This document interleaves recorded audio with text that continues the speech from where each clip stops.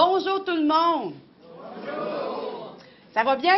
Oui! Bon, on est content de vous accueillir, le Centre Action Génération des aînés, à la première conférence de l'automne 2013. Nous sommes très heureux, plus de 50 personnes ce matin sont ici.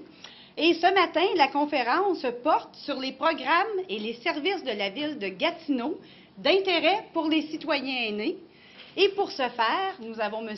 Alexandre Pirche, qui est agent de programme pour Municipalité Amis des aînés de la ville de Gatineau. Donc, je vous laisse en compagnie de M. Alexandre Pirche et on vous demande de garder vos questions en note et on va y répondre à la fin de la conférence. Alors, je vous souhaite une bonne conférence et d'apprendre plein de choses. Merci beaucoup. À vous, M. Pirche. Merci. Merci, bonjour. Comme je disais tout à l'heure, ça me fait énormément plaisir de venir vous rencontrer ce matin. Comme Julie l'a précisé tout à l'heure, mon nom est Alexandre Pirche et je travaille à la ville de Gatineau comme agent de programme pour la municipalité Gatineau Amis des aînés. Donc, c'est une de mes fonctions. Mon autre fonction, c'est de m'occuper aussi de la commission des aînés de Gatineau. Je vais en parler tout de suite, mais certains d'entre vous savent que la démarche MADA, donc Municipalité Amis des aînés, est une démarche qui s'appuie beaucoup sur les besoins des aînés tels qu'ils sont exprimés par les aînés.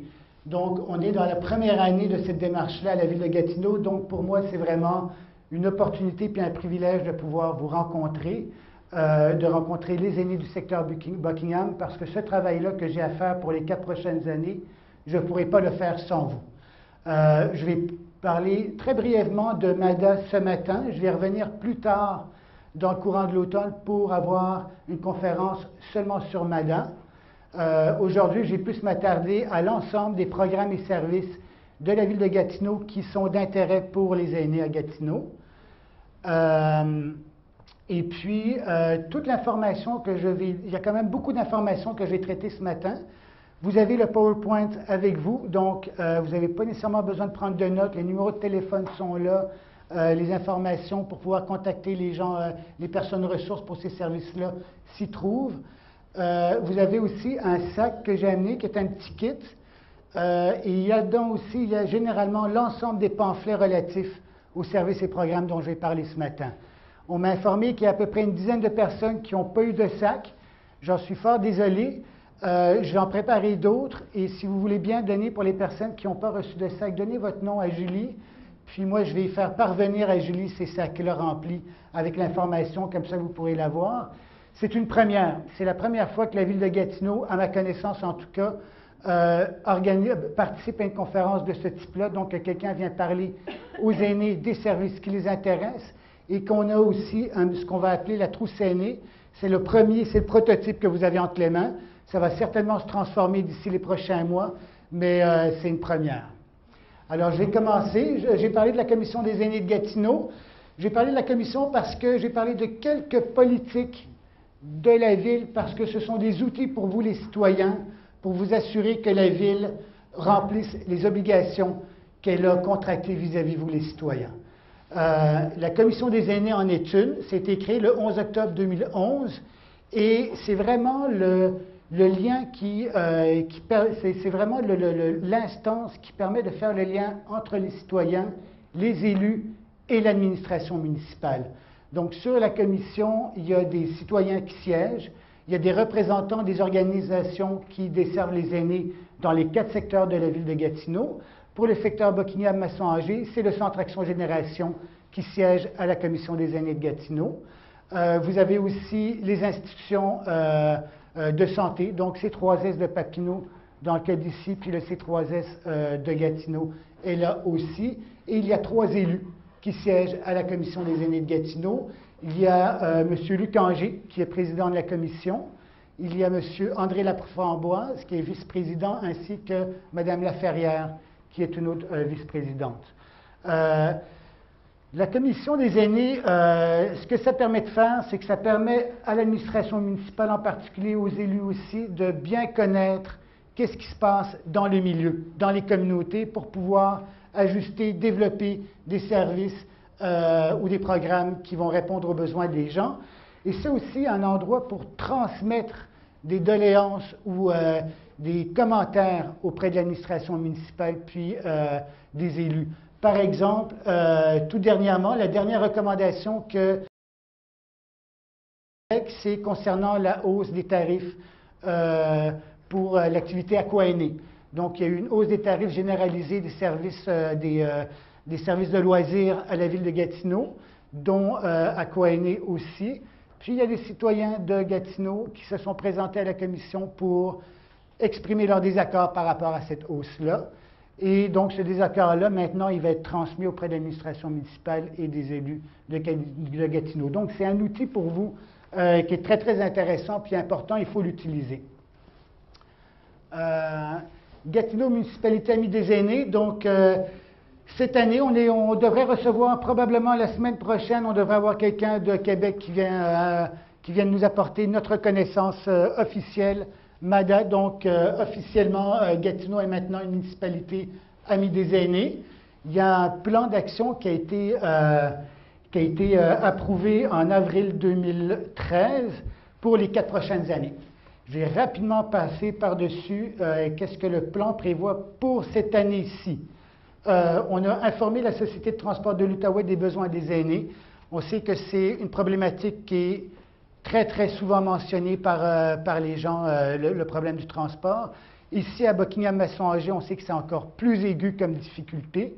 Par exemple, moi, c'est impossible pour moi de venir en transport en commun ici le matin pour venir donner une conférence. Il faut que je prenne une voiture pour le faire. Il n'y a pas moyen de faire autrement. Développer les services culturels communautaires de loisirs, de sport et de plein air. Améliorer les efforts de communication à l'intention des aînés.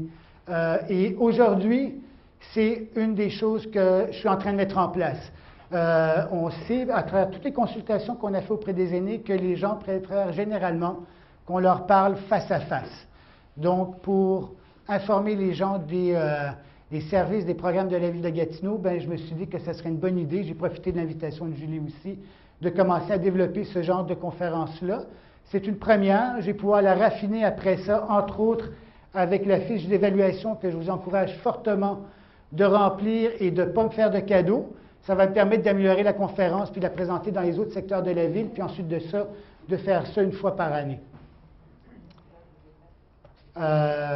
On va réviser, améliorer le soutien de la Ville auprès des organismes pour aînés. Ça concerne plus les organisations, mais c'est ces organisations-là qui vous donnent des services aussi, comme le Centre Action Génération. Donc, il y a déjà un cadre de soutien financier pour les organisations, mais il est un petit peu vieilli, si je peux dire. Il ne s'est pas adapté à l'évolution des organisations qui donnent des services aux personnes aînées ou qui sont organisées, animées par des aînés. Donc, on va réviser tout ça cet automne pour avoir un soutien qui est plus équitable et qui est plus cohérent au niveau des organisations. Adapter les parcs et les sentiers récréatifs aux besoins des aînés. Donc ça, j'ai fait ça cet été. Cet été, j'ai ramassé tout ce qui avait été dit par rapport aux parcs et tout ça pour faire des recommandations auprès de la direction qui va s'occuper de faire un plan pour les 4 prochaines années pour investir dans les parcs et les infrastructures récréatives. On pense aux sentiers, par exemple. Pour Buckingham-Masson-Angers, ma recommandation principale, ça a été d'installer des parcs avec des appareils pour les aînés. Il n'y a pas de parc dédié aux aînés dans le secteur ici.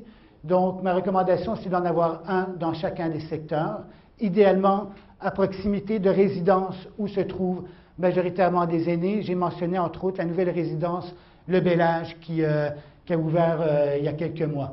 C'est ma recommandation principale. J'ai aussi fait des recommandations pour le parc McLaren. Puis on a vu dans le dernier plan de financement qu'il y a un sentier récréatif qui va être aménagé dans le parc. Je pense que c'est un investissement de, excusez-moi, de 300 000 $ qui va être fait cette année pour installer un sentier récréatif. Et moi, mon rôle là-dedans, ça va être de m'assurer, entre autres, qu'il y ait, par exemple, assez de bancs de parc, pas trop éloignés les uns des autres pour que les personnes puissent s'asseoir, d'avoir des endroits qui sont ombragés, un préau éventuellement, pourquoi pas, pour pouvoir se protéger de la pluie s'il y a pluie. Et idéalement, ça serait aussi d'avoir une toilette accessible. C'est quelque chose que je demande régulièrement. Ce n'est pas toujours évident. Les toilettes accessibles, on peut pas, ça coûte très très cher de mettre une toilette en dur, donc on met généralement des toilettes chimiques. Et elles sont l'objet de vandalisme assez régulièrement. Il y en a une qui a brûlé il n'y a pas très longtemps dans le quartier Manoir des Trembles. Fait que c'est toujours difficile de pousser les travaux publics ou les infrastructures à s'engager là-dedans, mais ça fait partie de mon travail. C'est de pousser le point de vue des aînés à l'intérieur de la machine municipale. On va faire aussi une campagne de sensibilisation à l'agisme. Ça va partir le 1er octobre. J'ai déjà vu les premières rushs, je pense qu'ils appellent ça, mais les images préliminaires. On a fait le tournage il y a quelques semaines. J'ai vu les 2 premières. Il y a 2 publicités de 30 secondes télévisées qu'on va faire qui vont être diffusées à Radio-Canada et à TVA pour 2 périodes, donc au début octobre, puis ensuite de ça, dans le mois de novembre, fin novembre, début décembre. C'est 2 publicités qui traitent les personnes aînées, mais aussi les jeunes, qui eux aussi peuvent être victimes d'agisme. Et vraiment, l'idée là-dedans, c'est de faire comprendre aux gens qu'on ne devrait pas avoir de préjugés par rapport à l'âge de la personne, puis favoriser les interactions entre les générations. C'est important, je pense, pour une communauté en santé que les générations s'entendent bien, finalement. Donc ça va être lancé le 1er octobre, et c'est très, très bien. Vraiment, la publicité pour les aînés en particulier, je pense que j'aurais aimé ça vous la montrer ce matin, là, mais ce n'est pas encore assez léché pour le présenter. Et on va aussi améliorer l'accès des aînés au centre communautaire. Donc, améliorer l'accès, je suis en train de travailler là-dessus maintenant. Quand on parle d'accès, on parle bien sûr d'accessibilité universelle, mais on parle aussi de s'assurer que la desserte d'autobus est suffisante, qu'il y a assez d'éclairage autour, que les trottoirs sont sécuritaires, que les intersections sont sécuritaires aussi. C'est toutes ces choses-là qu'il faut regarder. Et des fois, on tombe sur des surprises. J'ai regardé un centre communautaire dans le secteur de Hull récemment, par exemple, où il y a une ligne accessible, donc avec un autobus qui peut se baisser pour faciliter l'embarquement, avec des installations à l'intérieur pour les chaises roulantes ou bien pour les déambulateurs. Malheureusement, les arrêts à proximité du centre d'autobus ne permettent pas à l'autobus de s'abaisser. Donc, c'est des choses que je dois regarder, puis je vais informer, bien sûr, les services concernés de faire les améliorations nécessaires par rapport à ça. Et dernière chose, c'est de mettre en place un programme de soutien aux activités intergénérationnelles. Ça a été lancé le 3 septembre. Donc, c'est un nouveau fonds de soutien financier pour l'organisation d'activités à caractère intergénérationnel. Cette année, on met 25 000 $ dessus. Les 3 prochaines années, ce qui est prévu, c'est 50 000 $. Bon, ce n'est pas une promesse parce que ça doit quand même passer à l'étude du budget en novembre, mais c'est ce qui est prévu. Et ce qu'on va faire, c'est qu'on va financer des activités qui permettent aux aînés de rentrer en contact avec d'autres générations, mais surtout d'avoir des interactions qui sont significatives. Donc, en gros, par exemple, un programme de déneigement par une troupe de scouts autour des résidences pour aînés, ça ne serait pas un programme qui serait financé. Ce n'est pas que ce n'est pas un mauvais programme, le déneigement est quelque chose d'important. Mais à ce moment-là, dans ce cas-là, les aînés sont plutôt bénéficiaires d'un service, puis il n'y a pas nécessairement beaucoup d'interaction entre les scouts qui déneigent, puis les personnes aînées qui vont profiter du trottoir déneigé. Donc, on cherche beaucoup plus des activités de type mentorat, par exemple, des activités, ça peut être des sorties avec des CPE, ça peut être du travail avec des CPE, des choses comme ça qu'on vise pour ce programme-là. C'est 5 000 $ par projet qu'on peut financer maximum. Et les groupes peuvent faire plus d'une demande. Je vais parler rapidement du cadre de référence pour l'intégration des personnes handicapées à mobilité réduite, parce que il arrive qu'avec l'âge, notre mobilité se réduise, donc c'est des aménagements qui sont importants pour les personnes aînées. La Ville de Gatineau a un cadre de référence et s'est engagée à rendre ces lieux plus accessibles. Vous pouvez vous en servir de ce cadre de référence-là. Il existe un comité qui rassemble les organisations des citoyens et un élu, Madame Laferrière, encore une fois dans ce cas-là, pour informer l'administration centrale, puis les élus des difficultés qu'on peut rencontrer au niveau de l'accessibilité aux installations de la Ville de Gatineau. Donc, c'est un peu le même fonctionnement que la commission. Vous pouvez faire des représentations à ce comité-là si vous voyez qu'il y a des choses qui devraient être améliorées. Le cadre de référence a lui aussi un programme de soutien, un petit peu comme celui dont je viens de parler, qui est plus ancien.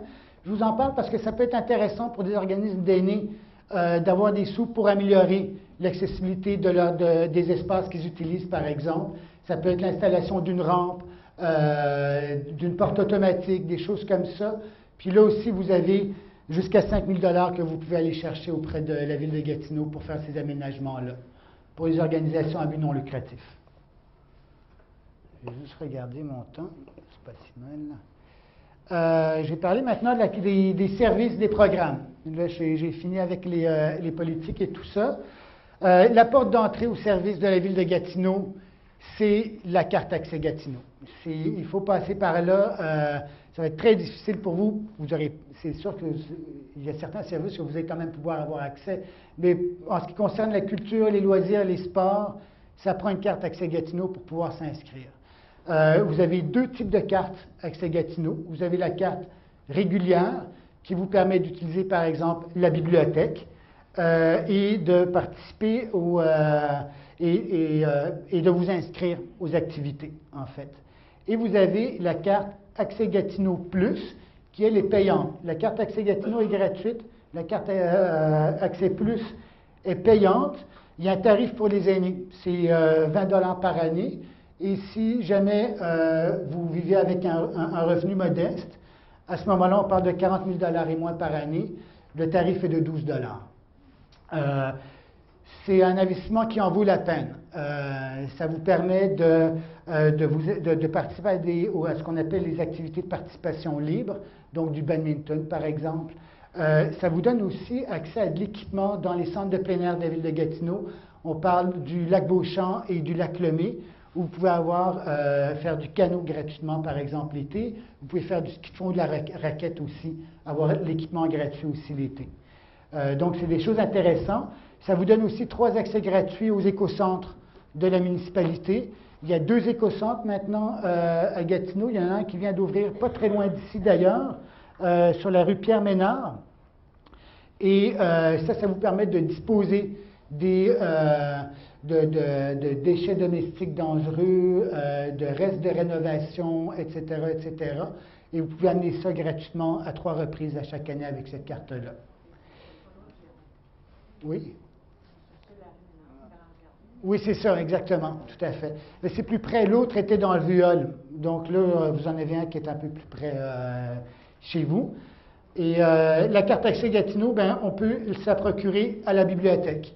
La bibliothèque ici, ou bien aux 2 autres bibliothèques qui se trouvent, la bibliothèque Jean-Marie Caron, puis la bibliothèque Manis-Morin dans le secteur Masson-Angers.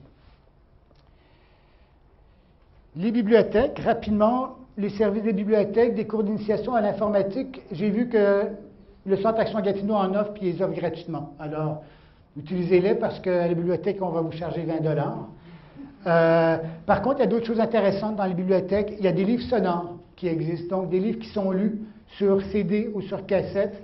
Donc ça peut être intéressant pour les gens qui commencent à avoir de la difficulté à lire de façon soutenue. Il y a des livres, des magazines en gros caractères. Il y a des activités spéciales aussi de l'heure du conte. Puis ça peut être intéressant pour des activités avec vos petits-enfants.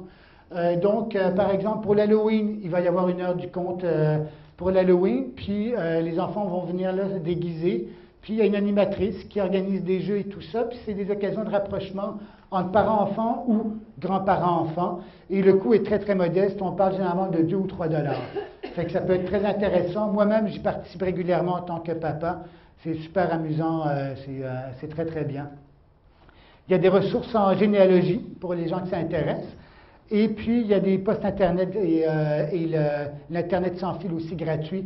Donc, si vous êtes un technophile, que vous jouez avec des tablettes, des ordinateurs portables, vous pouvez amener vos équipements ici à la bibliothèque, puis vous en servir, vous brancher sur Internet. Est-ce que mon débit de voix va? Est-ce que je vais trop vite? Ça va? D'accord, super. La programmation culturelle, alors à chaque session, donc pour l'automne, pour l'hiver et pour le printemps-été, vous avez la Bible des activités qui sont organisées par la Ville de Gatineau ou par ses partenaires. C'est vraiment un document intéressant, ça vaut la peine de l'avoir pour savoir qu'est-ce qui est offert. Je n'ai certainement pas passé à travers, mais ce que je peux vous dire, c'est que dans le secteur ici, Buckingham-Masson-Angers, ce qui est spécifiquement pour les personnes aînées, c'est les activités aquatiques. Il n'y en a pas énormément, puis je vous encourage à faire des représentations pour qu'il y ait plus de choses qui soient organisées dans votre secteur. Il ne faut pas hésiter. Mais vous avez l'aquaréhabilitation, l'aquaéné, puis la natation adaptée pour les personnes qui ont des déficiences, qui sont fonctionnelles ou autres. Donc ça peut être intéressant pour vous. Je vous mentionne que le prochain, cette année, la session d'hiver va être devancée. Donc, normalement, c'était début janvier les inscriptions, puis on recevait le catalogue au mois de décembre. On va le recevoir fin novembre, puis les inscriptions sont censées se faire en décembre. Donc, je vous mentionne, c'est important de le savoir, c'est un petit changement cette année. Il y a des locaux dans le secteur que vous pouvez utiliser, que vous pouvez louer. Il y a bien sûr ici, le centre ici qui est très, très bien d'ailleurs. C'est quand même un très, très bon centre de plein pied et tout ça. Vous avez aussi le centre de services Masson-Angers, qui est un petit peu moins intéressant, mais il existe quand même. Puis, j'ai parlé tout à l'heure d'accessibilité des centres communautaires. C'est un des édifices que je vais cibler dans mes recommandations que je vais faire au service de la Ville cette année. Il est très, très problématique à mes yeux pour que les gens puissent l'utiliser, les gens qui ont des difficultés au niveau de la mobilité. Il y a quelques aménagements qui ne sont pas nécessairement dédiés aux personnes aînées, mais qui peuvent être utiles. Oui, Julie? OK, c'est pas... OK, désolé pour la coquille. Il y a des terrains de fer à cheval. Il y en a un qui est supposé au parc McAndrew-Robitaille, puis j'ai une maison neuve. Puis il y a une très, très belle piste cyclable et un sentier récréatif le long de la rivière qui est vraiment très, très bien. Et comme j'ai mentionné plus tôt en début de conférence, il en manque quand même, puis ça fait partie des choses que j'espère pouvoir voir arriver dans le secteur bientôt. Il y a 2 jardins communautaires aussi qui sont dans le secteur. Il y a le jardin communautaire du Ruisseau et le jardin communautaire le boulevard de la Vallée.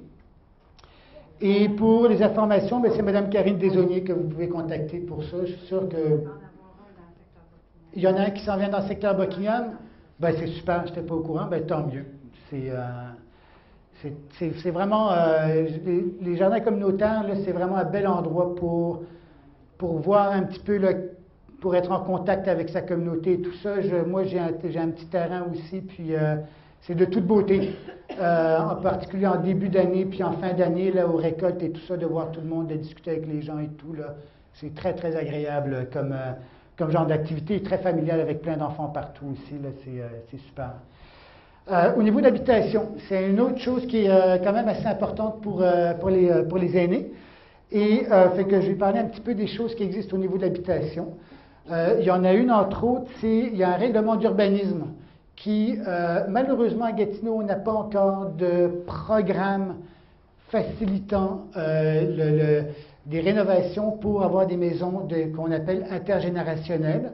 C'est un nouveau modèle d'habitation qui commence à faire des petits puis qui est très, très intéressant, où des enfants vont, par exemple, diviser leur maison unifamiliale en 2 appartements où ils vont pouvoir accueillir leurs parents qui commencent à avoir de la difficulté à rester chez eux.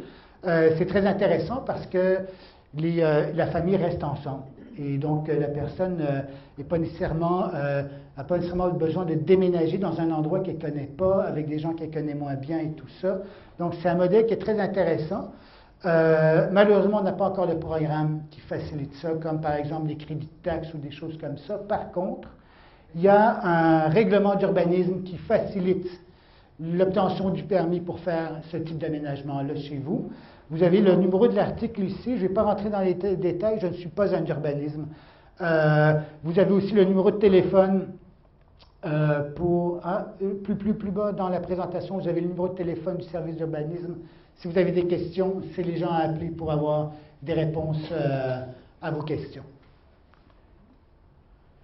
Il y a des programmes aussi de rénovation qui existent, qui sont généralement donnés par le gouvernement du Québec, mais la Ville joue un rôle là-dedans, que ce soit par l'émission de permis ou pour faire l'analyse du dossier et tout ça. Il y a le programme Rénovation Québec avec 2 volets. Vous avez le volet 1 qui permet les rénovations d'unifamiliales qui ont été construites avant 1979, qui valent à peu près 126 000 $ et pour les personnes qu'on considère ayant un revenu modeste. Donc de 37 500 $ et ça peut aller jusqu'à 10 000 $, 90 % des coûts qui sont engagés pour faire ces rénovations-là. Vous avez le volet 2 qui lui aussi permet la rénovation de logements, mais à ce moment-là, il n'y a pas de barème au niveau du revenu familial, donc c'est ouvert à tout le monde. Je ne vais pas rentrer dans les détails, vous avez de la documentation dans votre pochette, puis c'est mieux de contacter directement l'urbanisme pour avoir des questions, des réponses claires à vos questions. Vous avez dans ce volet-là aussi la possibilité d'avoir une subvention pour des nouvelles constructions, donc si vous décidez de construire, allant jusqu'à 10 000 $ ou 30 000 par logement ou 30 000 par bâtiment. Puis vous avez aussi l'adaptation de domicile, ce qui peut être intéressant pour vous aussi. On parle de 65 % des coûts admissibles jusqu'à concurrence de 10 000 $ par bâtiment et des travaux d'une valeur minimale de 2 000 $. Donc quand on parle d'adaptation à domicile, c'est de faire des rénovations qui vous permettent de rester chez vous, de ne pas avoir à déménager parce que vous avez de la difficulté à grimper les escaliers, par exemple. Donc, vous allez pouvoir installer soit une rampe, soit un petit siège motorisé qui grimpe la rampe, comme ça se fait dans certains endroits aussi. Donc, ça vous permet de faire ça. Profitez-en. Il y avait un autre programme, malheureusement, il a été gelé, qui était spécifiquement dédié aux personnes aînées.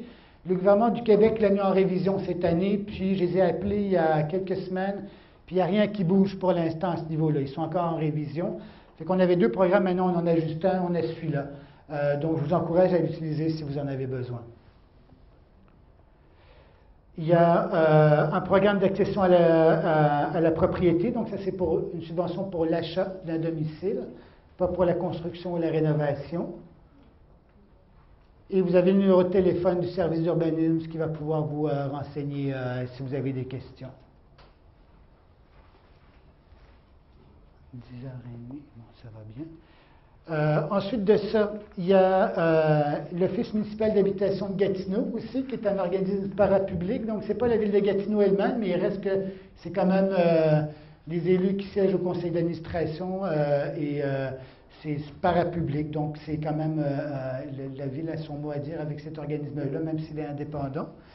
Eux autres offrent plusieurs services. Il y a un service d'aide et de recherche au logement. Il y a un programme d'allocation logement, un programme d'adaptation de domicile pour personnes handicapées, celui dont je viens de parler, c'est l'ONMAG qui s'en occupe aussi, ainsi que l'urbanisme, puis des logements abordables pour les aînés. Donc, il y a plusieurs types de logements abordables pour les familles, pour les personnes seules. Il y en a aussi qui sont réservés aux personnes aînées. Le service de recherche de logement, bien ça vous permet d'avoir un agent qui va vous aider à chercher un logement. Donc, ils vont faire des recherches pour vous, ils peuvent vous rencontrer ou parler au téléphone avec vous pour bien comprendre vos besoins, puis orienter leur recherche de logement. Ils offrent aussi un service d'accompagnement lors des visites de logement. Fait que ça peut être intéressant aussi d'avoir quelqu'un qui connaît ça un peu, là, qui peut vous dire là, si c'est adéquat ou pas tel logement qui vous est proposé par un locataire privé. Et ils donnent aussi des références à d'autres organismes qui fournissent de l'aide au logement sur le territoire de Gatineau et de l'Outaouais aussi d'ailleurs. Vous avez les coordonnées ici pour rejoindre ce service-là. Il y a l'allocation au logement aussi, qui est une aide financière pour payer son loyer. Et il y a certaines catégories des personnes qui peuvent avoir accès à ça, qui sont les personnes ayant 55 ans et plus, ménages et personnes seules. Ça s'adresse autant aux propriétaires qu'aux locataires. Et ça vous donne un petit peu une idée des barèmes pour pouvoir avoir accès à ce service-là. Je ne vais pas m'étendre là-dessus, vous l'avez sur sur le document que je vous ai donné. Là, vous pouvez la regarder là, si c'est quelque chose qui est intéressant pour vous. Vous avez les contacts aussi ici pour pouvoir contacter les personnes qui peuvent vous renseigner sur ce programme-là. Et vous avez aussi les pamphlets dans la trousse. Le programme d'adaptation de domicile pour personnes handicapées, encore une fois, la demande doit être faite par le propriétaire du bâtiment, mais ça peut très bien, le bénéficiaire peut être un locataire. Donc, si vous êtes locataire d'un appartement, puis vous commencez à avoir de la difficulté à y avoir accès, mais vous voulez rester là pour plein de bonnes raisons, bien, vous pourriez contacter votre propriétaire, puis l'informer, puis lui dire, écoute, il y a un programme qui permettrait de financer les dépenses que tu aurais à mettre pour que je puisse plus facilement rentrer chez moi puis utiliser mon appartement. Je parle beaucoup de rampes d'accès, mais ça peut aussi être des aménagements au niveau de la cuisine, par exemple. Ça peut être d'agrandir les portes si jamais on a besoin d'une chaise roulante à un moment donné dans notre vie. Ça peut être d'abaisser les comptoirs de cuisine, etc., etc. Il y a quand même beaucoup de choses qui peuvent être faites.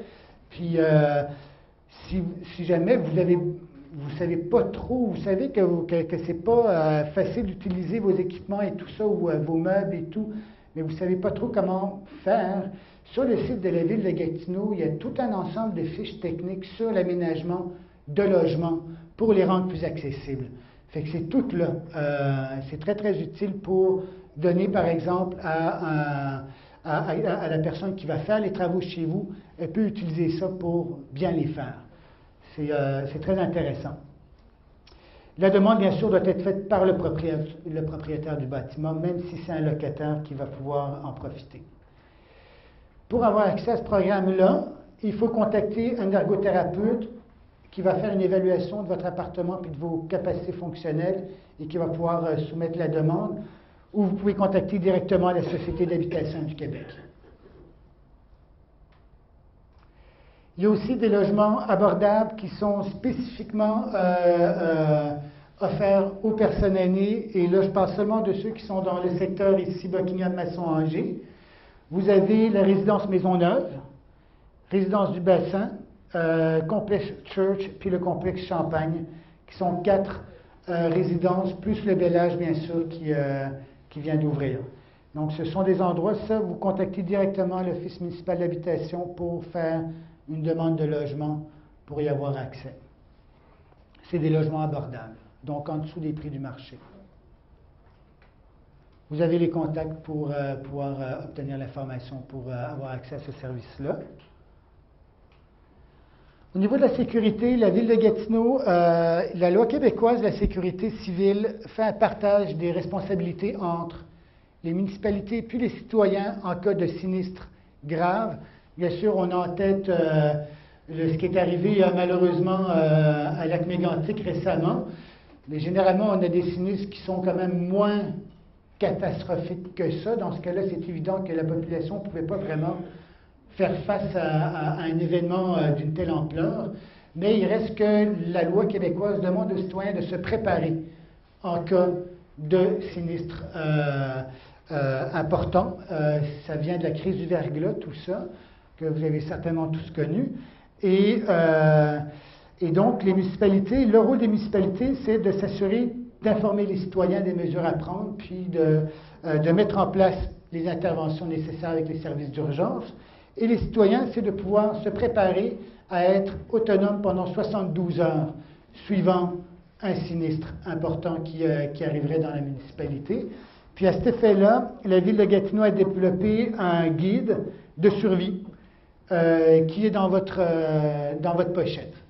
Donc, c'est un guide assez facile à utiliser là, pour pouvoir s'organiser, s'assurer qu'on ait de l'eau pour 3 jours, de la nourriture, etc., des lampes de poche, radio, portatives pour pouvoir rester informé et tout ça. Au niveau du transport, le transport, c'est un autre gros nœud, j'en ai mentionné tout à l'heure pour les personnes aînées, donc j'ai parlé un petit peu du transport en commun. Au niveau du transport en commun, ben, qu'est-ce qu'on a? C'est qu'on a un tarif pour les personnes aînées. Donc, c'est quand même pas mal moins cher que le tarif pour les personnes régulières. Et il y a aussi les lignes Express Interzone. Pour les personnes qui ne l'ont pas encore entendu, ça va disparaître le 1er octobre. Donc ça, c'est important pour vous parce que ça coûtait plus cher s'en aller vers Gatineau pour les gens du secteur ici. Mais ça, c'est fini maintenant à partir du 1er octobre. Il n'y aura plus de tarif, il y a juste une seule tarification sur l'ensemble de la ville de Gatineau. Fait que c'est bien, là. C'est très bien. Donc c'est ça. Je vous encourage à vous renseigner directement auprès de la STO ou auprès du site Internet les lignes du secteur Buckingham-Masson-Angers vont être modifiées avec l'entrée en vigueur du Rapibus le 19 octobre. Si je ne me trompe pas, c'est aujourd'hui ou demain que cette information-là devrait être disponible. Donc, renseignez-vous. Je sais que la ligne 94 et 98, les horaires ont été modifiés. Puis ça va aller jusqu'au 1er octobre, puis ça va changer après. Fait qu'ils ont légèrement modifié les horaires pour ces deux lignes-là. Mais là, ça va être les trajets et les horaires qui vont être modifiés. Donc, vous avez l'information pour pouvoir vous renseigner sur ces modifications-là qui vont avoir lieu sur le réseau. Puis, quand je reviendrai, si vous êtes là, s'il vous plaît, parlez-en moi parce que j'ai hâte de voir quel impact ça va avoir, l'arrivée du Rapibus sur la liaison entre le secteur ici et les autres secteurs de la ville de Gatineau. C'est quelque chose qui m'intéresse particulièrement. Là, je vais pouvoir reprendre vos commentaires s'il y en a là, pour amener ça auprès de la Société de transport en commun. Pour pouvoir avoir droit au tarif aîné, ça vous prend une carte à puce. C'est un nouveau système, donc c'est un petit peu, ils appellent ça le portefeuille électronique. C'est une carte, donc on n'a plus besoin d'acheter de billets. On recharge la carte dans tes points de service. Très bientôt, on devrait pouvoir la recharger aussi par Internet. Et à ce moment-là, on a juste à passer la carte devant un lecteur pour pouvoir payer notre passage. Puis ça prend cette carte-là pour avoir accès au tarif aîné. Et si je ne me trompe pas, elle est au coût de 6 $. Il faut l'acheter une fois, puis après ça, on la garde pour toujours. Vous avez les points de service ici pour obtenir cette carte-là, puis la recharger. C'est aux promenades de l'Outaouais, au bureau de la STO, à la librairie Réflexion, aux galeries de Hall et aux galeries d'Aylmer. Je suis désolé, il n'y a pas de point de service dans votre secteur. Dites-le auprès de appelez-les pour leur dire que vous aimeriez ça avoir un point de service ici dans votre secteur parce qu'il faut se déplacer. C'est quand même un bon voyage là, pour se rendre. Ouais. Pour les personnes qui n'ont pas utilisé le transport en commun ou que ça fait très très longtemps, pour les personnes qui, par exemple, ne peuvent plus conduire la voiture parce qu'on leur a retiré leur permis de conduire ou parce qu'ils se sentent moins à l'aise de l'utiliser pour plein de bonnes raisons, il y a un programme pour aider les gens à s'habituer au transport en commun à l'STO. Vous avez l'information dans votre pochette. C'est un programme qui vous permet de planifier votre trajet, puis se sentir un peu plus en sécurité, de savoir comment on va revenir, quelle heure l'autobus va passer, tout ça, ça vous permet de le planifier. Puis, et ça, malheureusement, je n'ai pas eu l'occasion de faire la mise à jour pour ce matin, mais il est censé y avoir aussi un programme d'accompagnement.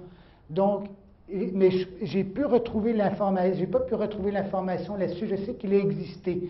Il faut que je vérifie s'il existe encore, mais il y avait auparavant, en tout cas, un programme d'accompagnement. Il y a des bénévoles qui pouvaient accompagner quelqu'un pour les premières fois qu'il faisait le trajet, pour qu'il puisse s'habituer puis se sentir à l'aise à utiliser l'autobus et tout ça.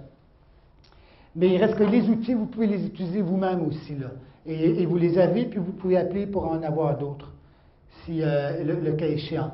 Il y a aussi le système de transport adapté qui existe. Donc ça, c'est un système de transport de porte à porte. Donc c'est un autobus ou un taxi qui va passer chez vous ou à l'endroit où vous êtes pour pouvoir vous amener à votre point de destination. C'est un service, ce qu'on appelle de porte à porte accessible. Ça veut dire que le chauffeur d'autobus n'est pas formé pour faire des déplacements, par exemple des transferts de personnes, par exemple, il ne peut pas porter votre équipement pour qu'il vous aide à vous déplacer, il ne peut pas vous porter non plus. Donc, il faut vraiment que ce soit d'un endroit accessible à un autre. Il ne va pas vous aider avec votre chaise roulante, si vous en avez une, à descendre des marches d'escalier. Il ne peut pas le faire, il n'est pas formé pour le faire. Ce qui amène certaines contraintes à l'utilisation du service, mais il reste que c'est un service qui est disponible pour vous. C'est le même prix que pour le transport en commun régulier. Par contre, c'est un système à prise de rendez-vous. Donc, il faut prendre rendez-vous avec le service, puis ils viennent vous chercher, puis ils viennent vous ramasser quand vous êtes prêt à boucler la boucle et à retourner chez vous. C'est un système qui, j'aimerais beaucoup entendre si vous avez des commentaires et tout ça par rapport à ce système-là. N'hésitez pas à me les faire, ça m'intéresse beaucoup d'entendre vos commentaires là-dessus pour que je puisse amener mon grain de sel pour améliorer ce service-là, parce que je sais qu'il amène quand même sur l'eau d'insatisfaction en ce moment. Et pour pouvoir accéder au service, il faut remplir des formulaires. Et vous avez l'adresse Internet pour pouvoir obtenir ces formulaires-là, puis les remplir pour pouvoir avoir accès au service. Deux autres services, j'achève, deux autres services qui existent, qui ne sont pas de la ville de Gatineau, mais qui sont quand même importants. Puis la ville de Gatineau est un partenaire important pour ces organismes-là, puis ils sont vraiment, vraiment utiles. C'est l'appui Outaouais. C'est un tout nouveau programme du gouvernement du Québec à l'ensemble de la province pour soutenir les proches aidants. Donc, pour soutenir les conjoints ou les enfants qui s'occupent de quelqu'un qui est en perte d'autonomie. C'est un soutien qu'ils offrent. Ils offrent un soutien financier pour les organisations qui donnent des services à ces personnes-là. Il y a un site Internet, puis il y a une ligne téléphonique où on donne du soutien puis de la référence avec suivi. Donc, ils ne vont pas seulement vous dire, ben, il y a tel endroit où vous pouvez avoir accès à tel service. Ils vont vous rappeler aussi pour voir si ça a bien fonctionné, si c'était ce que vous aviez besoin, si vous avez eu le service en temps voulu et tout ça. Donc, c'est important.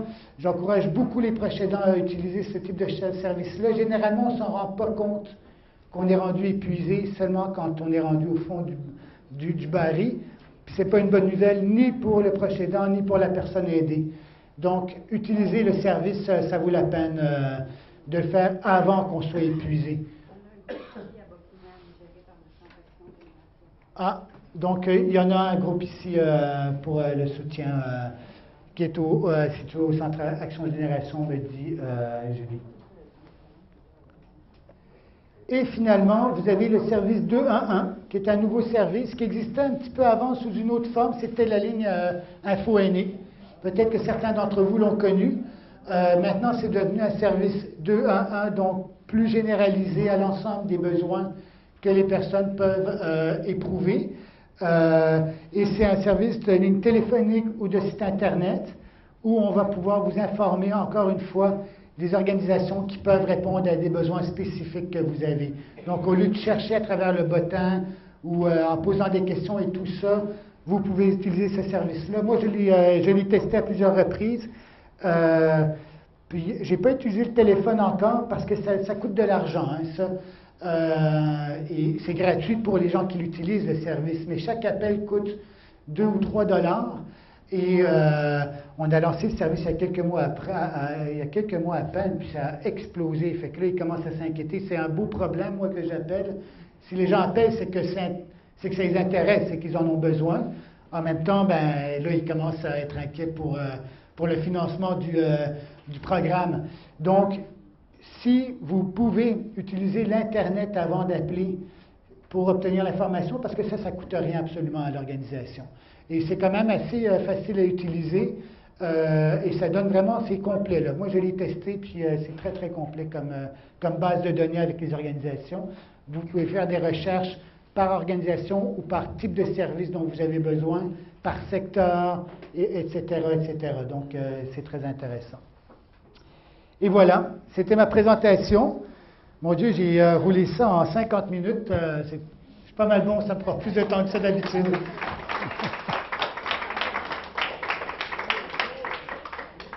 Merci beaucoup. Vous avez apprécié? Oui. Oui, hein, on a appris des choses. Moi aussi, j'ai appris des choses. Ah, tant mieux. Et comme on a mentionné, le Centre Action Génération a un groupe de proches aidants. C'est M. Gaston Roy qui s'en occupe au Centre Action Génération. Il se rencontre à toutes les 3 semaines. Fait que je voulais le dire. N'oubliez pas de me donner votre nom, les personnes qui n'ont pas eu de sac, que je vais le prendre en note. Et moi, je veux encore vous dire un beau merci. C'est vraiment gentil. Et on va procéder à la période de questions, mais par la suite, OK? Alors, merci d'avoir assisté à cette conférence. Ça nous a fait plaisir. Et soyez présents pour la prochaine conférence qui aura lieu le 16 octobre prochain. Et nous parlerons de la gestion de nos avoirs à la retraite avec une conférence en collaboration avec la Caisse populaire du Cœur des Vallées. Merci beaucoup. Bon retour à la maison. Merci d'avoir été à l'écoute. Au revoir.